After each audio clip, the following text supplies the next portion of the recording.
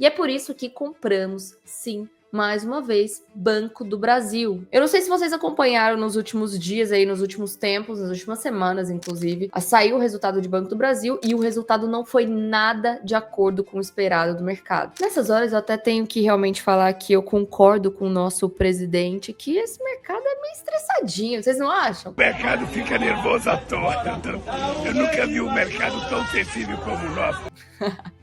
Brincadeiras à parte. Saiu o resultado e de fato não foi de acordo com o que o mercado esperava e essa ação simplesmente despencou, fazendo com que todo mundo tivesse um olhar de aversão para ele. Eu não quero saber de Banco do Brasil. E por incrível que pareça, aquele banco lá que estava esquecido, que qual que era o nome dele mesmo? Ah, Bradesco. Sim, Bradesco agora é a bola da vez do mercado na questão de bancos, né? Inclusive, ele ultrapassou o valor de mercado de Banco do Brasil, por incrível que pareça. A gente não sabe em questão de fundamentos como que isso está acontecendo, mas isso é uma verdade. E se você quiser saber um pouco mais em questão de fundamentos, o meu caro amigo, colega, sócio Clinton aqui do lado vai te explicar. Mas ele só vai te explicar se você acabar deixando aqui o like e se inscrever no canal, tá bom? Sem isso, ele não vai explicar, não. Informação de mão beijada. Brincadeira. Mas, então, selecionamos Banco do Brasil para poder comprar aí um pouco e selecionamos uma outra ação também, que foi BB Seguridade. Mas agora eu vou ceder a minha palavra pro Clinton para ele explicar um pouquinho melhor do que a gente tem que fazer nesse momento que todo mundo está com aversão e com medo de pisar dentro dessa ação. O que o investidor inteligente tem que fazer? Isso aí, a Ari disse, né, muito bem pontuado, que o Banco do Brasil, ele era, até 6 meses, um ano atrás, a ação mais queridinha da Bolsa. Agora que os resultados não foram o esperado, né, a gente tinha uma projeção do Banco do Brasil de lucro para os próximos 12 meses, em torno de 37 bi a 39 bi, 40 bi de lucro durante o ano. Agora essa projeção até mudou, o banco não divulgou essa nova projeção, mas a gente tem, né, teve uma queda aí considerável. O primeiro trimestre do banco, o resultado, a expectativa seria em torno ali de 8,5 bi, 9 bi de lucro, e não foi isso, foi em torno ali de 7 bi e meio de lucro. E esse leve desvio, podemos dizer assim, fez com que o Banco do Brasil caísse quase 30% nas suas cotações. Saiu lá de 29, 30 reais e agora está sendo cotado ali na casa dos 21, 22 reais. O que a gente olhou com tudo isso relacionado ao Banco do Brasil? A gente consegue entender, principalmente a ideia do tal do buy and hold. Inclusive isso, a gente ainda vai fazer um vídeo específico sobre isso, porque tem a ideia do buy and hold e eu não sou muito a favor da ideia do buy and hold, do comprar e esquecer, do comprar e guardar, compre e não olho mais. Porque as empresas, em tese, elas hoje são boas empresas, amanhã elas podem não ser boas empresas, ou até mesmo elas podem ser boas empresas hoje, só que infelizmente elas não estão cotadas a bons preços. No caso do Banco do Brasil, ele cai 30%, então tem a ideia, nossa, o Banco do Brasil é um bom banco, então se ele cair 10% é só comprar, se ele cair 20% é só comprar, se ele cair 30% é só comprar, se ele cair 50% é só comprar. Não necessariamente, a gente tem que entender se de fato tudo isso que está acontecendo com o banco ou com qualquer ativo da Bolsa permanece tudo aquilo que fez a gente comprar. No caso de Banco do Brasil, a gente precisa ter, né, dentro dos nossos conceitos, tudo que fez a gente entrar na ação, que em tese é ser de um bom setor dentro da Bolsa. O Banco do Brasil é uma boa empresa, tem mais de 200 anos, já passou por infinitas crises, mas tem momentos que o Banco do Brasil não está barato, como a gente estava agora, 28, 29 reais. Da mesma forma que não era interessante comprar Banco do Brasil a 28, 29 reais. E não por isso ele deixou de ser uma boa empresa. Ele continuou sendo uma boa empresa, mas a 28, 29 reais não era mais tão atrativo. Da mesma forma que agora a 21 reais, ele poderia não ser atrativo. Só que o que a gente tem de números, tanto na parte fundamentalista quanto no gráfico, a gente vai falar um pouquinho de gráfico para vocês, mostra que de fato o Banco do Brasil, dentro da nossa leitura, dentro de como a gente interpreta os conceitos, né, tanto de oferta e demanda, como a gente interpreta a parte fundamentalista do Banco do Brasil, faz sentido para a gente. Lembrando que tudo que a gente fala aqui nada mais é do que a nossa visão, é como a gente está fazendo com o nosso dinheiro. Esse é um dinheiro que a gente entende que ele está para renda variável e que esse dinheiro vai oscilar para cima, vai oscilar para baixo e está tudo certo, faz sentido dentro da nossa estratégia. Você tem que comprar o ativo, você tem que comprar o que você achar que deve comprar. Você tem que estudar antes de poder entrar no mercado, antes de copiar qualquer dica, beleza? Vamos passar um pouquinho pelos dados do Banco do Brasil para a gente entender por que a gente quis fazer mais um pouquinho de compra aí no Banco do Brasil e aumentar um pouquinho a nossa exposição, beleza? Trazendo um pouquinho dos números aqui do Banco do Brasil, a gente teve, né, já expliquei para vocês a queda no lucro aí no primeiro trimestre, muito influenciado pela parte do agro aí que a gente teve, algumas regulamentações aí que fizeram algumas diferenças, mas o ponto principal é igual eu falo, a gente pensa na matemática, a gente pensa no número, que de fato é o ponto principal, para a gente excluir qualquer viés e de fato ir com a matemática, de fato, né, se os números estão a favor ou não daquele movimento. O que a gente consegue entender?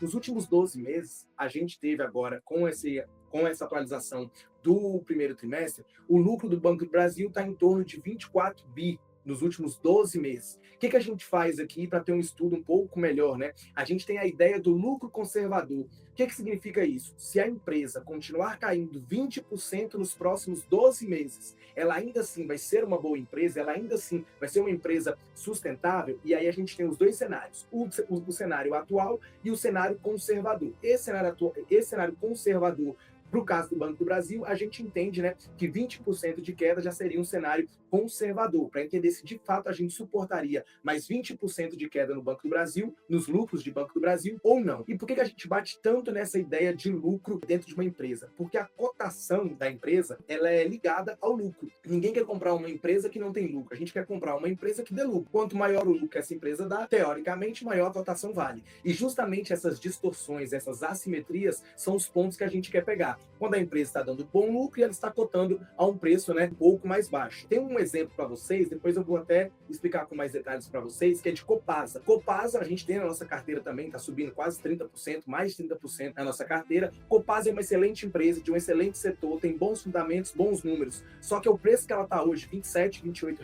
em máxima histórica, ela está cara dentro das nossas metas. Então, o que eu quero? Eu quero que Copasa caia 10, 15, 20% para eu poder analisar e para eu poder entender se faz sentido continuar aportando em Copasa ou não. E é exatamente o oposto que está acontecendo no Banco do Brasil. O Banco do Brasil continua sendo uma boa empresa, tendo bons números, mas ele teve essa queda, que teoricamente é uma queda que eu espero para Copasa ou como qualquer outro ativo dentro da nossa carteira. Continuando, a gente tem os múltiplos aqui de Banco do Brasil, né? A gente consegue passar por todos os múltiplos aqui, a gente trouxe isso aqui de forma manual aqui para os dados, né? Então a gente consegue entender toda a ideia do banco. O cenário principal para o banco, a gente vai chegar aqui na parte do PL, que seria nada mais seria do que o preço sobre lucro em relação ao banco. A gente tem um PL ali na casa de 4,98, é um PL muito baixo relacionado ao lucro dos últimos 12 meses. Quando a gente vai para um PL conservador, a gente vai ter, teoricamente, se para os próximos 12 meses, né? Porque todos os resultados que a gente tem hoje, todos os dados que a gente tem hoje, é relacionado ao passado, que a gente não sabe o lucro dos próximos 12 meses, né? A gente tem só uma expectativa. Então, entendendo ali a parte do PL conservador, caso o lucro caia 20%, a gente ainda assim teria um PL na casa de 6,23%. Esse PL, que seria muito próximo da média. Então, caso o Banco do Brasil caia 20%, o preço sobre o lucro dele provavelmente vai ficar muito próximo da média. O que me mostra isso? Mostra que ainda precisa cair 20% nos lucros para ele ir ali encontrar a média dele de PL histórico dos últimos 10 anos. Então, me mostra que provavelmente o Banco do Brasil, com um PL na casa de 4,98, é um PL muito interessante para o cenário atual, nas cotações que a gente tem ali na casa de 21, 22 reais. Um outro fator seria a diferença para esse PL, mais ou menos, fica ali na casa de 30%. Provavelmente, né, pode ser que ou o lucro caia, a gente pode ter essa ideia, ou a cotação suba para poder acompanhar esse PL médio histórico aí no banco nos últimos 10 anos. Beleza? Um outro ponto que a gente tem é a relação do valor patrimonial por ação relacionado ao banco. O valor justo pelo patrimônio líquido que o Banco do Brasil tem hoje seria em torno de R$ 31,72. A grosso modo, seria a ideia de, se o Banco do Brasil vender tudo que ele tem, a ação teria que valer, né, na casa de R$ 31,72. E hoje a gente está sendo cotado ali a R$ 21, R$ 22 reais. Então tem, de fato, uma assimetria. Clinton, por que você falou que a cotação está 21, o valor patrimonial é 31 e a margem de segurança para você aqui está apenas 28%? Porque não é em relacionado ao valor patrimonial total, que é como se fosse né? Seria a média desse valor patrimonial. A média do valor patrimonial histórico do Banco do Brasil é na casa de 0,94. Então, 0,94, o Banco do Brasil, ele é cotado abaixo do seu valor patrimonial historicamente. Então, eu não posso pegar o valor patrimonial e entender que ele é a regra, porque a regra não é essa. A regra, ele sempre foi cotado, pelo menos nos últimos 10 anos, abaixo do valor patrimonial, que é na casa de 0,94. Mas não por isso ele deixa de ser interessante. Quando a gente tem hoje, na cotação ali de 21,40, a gente tem o preço sobre o valor patrimonial do banco na casa de 0,68. O que significa isso? Que a gente tem um espaço, teoricamente, de 0,68 até o espaço na casa de 0,94 para a gente conseguir chegar. E aí sim a gente tem a ideia da nossa margem de segurança ali na casa de 28%, que vai bem parecido com a ideia do PL, que a gente tem ali 25% a 30% também de margem de segurança relacionada ao PL. E aí a gente tem o valor médio do PVP, de fato vai ser 29,82. Então esse, teoricamente, relacionado ao valor patrimonial do Banco do Brasil, seria o valor justo. Se todo o patrimônio do banco, se ele vendesse tudo, ele ia conseguir te pagar tranquilamente até os 29,82. Mais uma vez, é o oposto de Copasa. Copasa hoje está sendo cotada a 1,26 vezes preço sobre valor patrimonial. Teoricamente, é 26% mais caro do que todo o patrimônio que ela tem. Justamente por isso que hoje Copasa não é um bom ponto para a gente pensar num aporte. Beleza? O payout médio do Banco do Brasil está em torno ali na casa de 35% a 40%. O CEO até falou, né, que vai manter esse payout médio de 40%, mesmo com a queda nos lucros. O que a gente consegue entender sobre payout? Payout é o quanto a empresa distribui dos lucros. Então, se ele lucrou ali 24 bi nos últimos 12 meses, em tese ele vai distribuir em forma de dividendos os acionistas ali na casa de 40%. Beleza? Sabendo de tudo isso, a gente vai produzir esse dividend yield, que é o que a gente quer, né, no Banco do Brasil, na casa de 1,72, que isso equivale, na cotação atual, 8,02% de yield. Nossa, Clinton, mas a renda fixa está pagando 15, a renda fixa está pagando 13, está pagando 14, está pagando 16. Exatamente. Isso aqui é apenas 40% que ele está distribuindo para você. Tem a parte, teoricamente, do crescimento do banco, tem a parte de reinvestimento do banco, tem tudo isso que a gente vai somar para, de fato, chegar num ponto mais interessante. Entender que, de fato, né, nesse momento, a gente consegue entender. Ainda tem 60% dos lucros do banco que ele vai usar tanto para reinvestimento e, em tese, continuar crescendo. Fora que, teoricamente, o seu dividendo hoje está na casa de 8%. Provavelmente, quanto mais o banco for crescendo, mais lucros ele vai ter. O seu dividendo, o seu yield on cost, não é tão interessante, não é tão relevante assim, tá? Mas é sempre bom a gente ter a ideia que o seu yield on cost seja um pouco o melhor possível dentro da sua carteira, beleza? Olhando o dividendo conservador, que é uma outra métrica que a gente olha aqui, caso o lucro caia mais 20%, a gente teria um yield projetado ali na casa de 1,38 e um yield conservador de 6,42%. Ainda é acima do que a média do mercado, que o Décio Bazin fala na casa de 6% de uma empresa que, se ela te paga 6% de yield ao ano, ela em tese já é uma boa empresa. Então a gente também teria a margem de segurança de acordo com o Décio Bazin, para a gente entender de fato que mesmo caindo 20%, o Banco do Brasil ainda ia pagar ali na casa de 6 a 7% de yield anual, beleza? E a gente consegue olhar mais alguns dados. A gente tem o earn yield do Banco do Brasil, que hoje está na casa ali de 20%. O earn yield nada mais é do que o inverso do PL. Então a gente consegue entender o ROI médio do Banco do Brasil. Fica na casa ali de 15,44. É um bom retorno que ele dá em relação ao patrimônio líquido. Sempre na casa de 15 ali, um ROI considerável, tá? Hoje, inclusive, ele está até um pouco abaixo dentro desse ROI, mas historicamente esse é o ROI que a gente tem. E aqui a gente chega no ponto principal, que seria a ideia de entender o que é melhor, a renda fixa pagando 13, 14, 15, ou de fato o Banco do Brasil. Ah, Clinton, mas eu posso comprar IPCA mais 7, IPCA mais 7,5, que vai ser muito mais tranquilo. Quando a gente traz esse cálculo, entendendo a ideia do Banco do Brasil, ele vai pagar para a gente ali na casa de IPCA, aqui eu coloquei o IPCA como se fosse 6%. Então, caso o IPCA não está 6% hoje ainda, tá? Ele está na casa de 5, 5,5% nos últimos 12 meses. Então, eu coloquei a mais, já fiz uma projeção mais conservadora ainda, que seria o IPCA na casa de 6%, mais 11,28%. O que significa isso? Com o lucro atual do Banco do Brasil, nos últimos 12 meses, na casa de 24 bi, a gente hoje, comprando o Banco do Brasil, a gente teria ao ano um retorno mais ou menos de IPCA mais 11,28. Entendendo essa ideia, tanto dos últimos 12 meses, com o retorno que ele dá médio, né, com o ROI dele, ele dá médio de 15,44, de acordo com o payout, e o que sobra desse payout, que em tese seria os 40% que ele ele distribui e os outros 60 de reinvestimento. A gente estaria falando ali de Banco do Brasil na casa de IPCA mais 11,28. Isso aqui é 50% a mais do que IPCA mais 7, do que IPCA mais 7,5.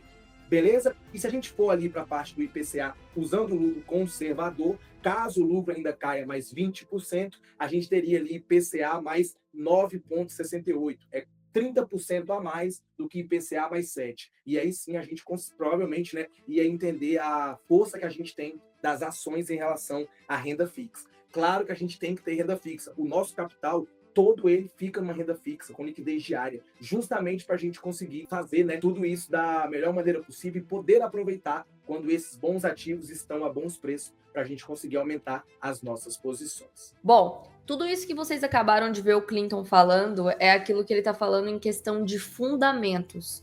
É a gente selecionar uma boa empresa com base em tudo que ela apresenta para a gente e na parte fundamentalista. O que a gente consegue fazer aqui junto no canal? É olhar não somente a parte fundamentalista, é olhar também o melhor momento para poder comprar isso no gráfico. Então, a gente aliando a parte técnica junto com essa parte fundamentalista, a gente vai conseguir unir o melhor dos mundos. E além de tudo isso que ele acabou de mostrar para vocês, em questão de resultados, em questão de características do próprio ativo, a gente está vendo o Banco do Brasil aí em regiões interessantes do ponto mensal e semanal. Então, a gente tem que olhar com bons olhos para isso. Se você não quer fazer, que não é nem considerável, né?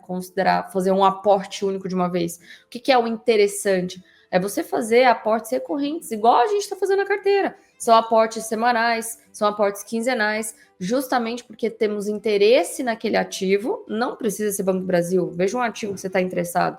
Interesse naquele ativo e, a partir disso, nós vamos diluindo o nosso preço médio, sabendo que está numa região muito interessante. A gente não quer acertar o fundo ou o topo diretamente. A gente quer ter posição agressiva dentro daquele ativo que a gente considera bom, certo? Então é isso, era só essa ressalva que eu queria fazer para vocês, mas deixa eu falar uma coisa. Se vocês estão gostando dessa parte fundamentalista, estão interessados em aprender cada vez mais sobre esse mundo que não é tão obscuro dos investimentos e é de fato que vai virar o seu patrimônio, comenta aqui embaixo se você quiser saber também quais são as características que chamaram a atenção de BB Seguridade e também se vocês querem um vídeo somente sobre essas características que a gente tem que cada vez olhar de perto sobre todos os ativos que a gente está interessado. Fechou? É isso, tá passando aqui na tela o gráfico para a gente mostrar para vocês que a gente está em cima de uma linha de Bolsa do ponto semanal de Banco do Brasil para confluir com tudo isso. A gente tem RSI abaixo de 30 no semanal também. A gente tem Banco do Brasil dolarizado em cima de uma linha de Bolsa também do semanal. Então a gente tem tanto a parte técnica, como a Ari falou, quanto a parte fundamentalista sempre alinhada, sempre juntos para a gente entender os melhores pontos de compra ou os melhores pontos para a gente pensar em vender alguma posição. Beleza? Você chegou até aqui, não esqueça de se inscrever no nosso canal, de deixar o like, comentar se você está gostando e é nóis. Tamo junto, É nóis. Um beijo, Beijo. um abraço e Até mais. fui.